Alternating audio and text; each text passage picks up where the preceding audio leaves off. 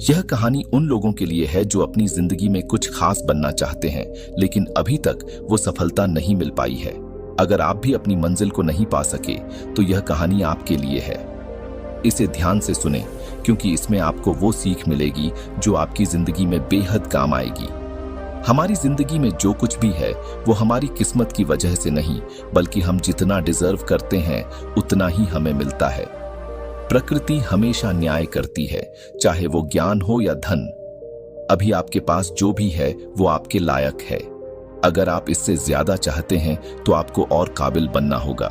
अब सवाल यह है कि कौन सा गुण आपको काबिल बनाता है। इस सवाल का जवाब गौतम बुद्ध की एक कहानी में छिपा है। चलिए इस कहानी की शुरुआत करते हैं। एक दिन बुद्ध को एक सभा में भाषण देना था। जब सभा का समय हुआ तो बुद्ध आए, लेकिन बिना कुछ बोले ही चले गए। वहां 100 से ज्यादा लोग बैठे थे और बुद्ध के इस व्यवहार से सब हैरान थे, लेकिन किसी ने कोई सवाल नहीं किया। अगले दिन फिर से सभा का आयोजन हुआ, लेकिन इस बार 80 लोग ही आए। बुद्ध फिर आए और बिना कुछ बोले चले गए। लोग फिर से हैरान थे, लेकिन किसी ने कुछ नहीं कहा। तीसरे दिन भी यही हुआ और इस बार सिर्फ 50 लोग आए थे। बुद्ध ने फिर वही किया और बिना कुछ बोले चले गए। लोग अब गुस्से में थे, क्योंकि उन्होंने अपना समय बर्बाद किया था, लेकिन फिर भी किसी ने बुद्ध से कुछ नहीं पूछा। चौथे दिन सभा में केवल 30 लोग ही आए। बुद्ध फिर से बिना बोले चले गए। इस बार लोगों ने आपस में बातें की, लेकिन फिर भी कोई सवाल नहीं किया।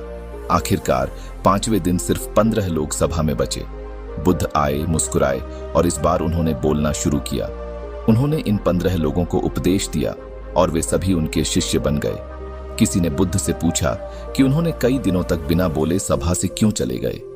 बुद्ध ने कहा, मैं उन लोगों की तलाश कर रहा था जो मेरे ज्ञान के लायक थे। पहले दिन जो 100 लोग आए थे, उनमें से ज्यादातर सिर्फ देखने आए थे। उनका कोई खास उद्देश्य नहीं था, लेकिन जो लोग रुके रहे वे धैर्यवान थे और उन्हीं के अंदर सच्ची प्यास थी।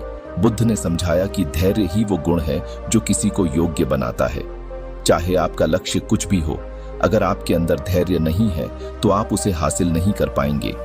धैर्य को बढ़ाने का तरीका है निरंतर अभ्यास। जैसे कोई ध्यान करता है तो उसके सामने बहुत सी बाधाएं आती हैं, लेकिन उसका धैर्य उसे एक दिन मंजिल तक पहुंचा देता है।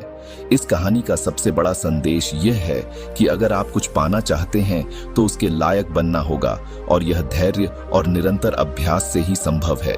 अब आप खुद से ईमानदारी से पूछें, क्या आप धैर्य के साथ मेहनत कर रहे हैं?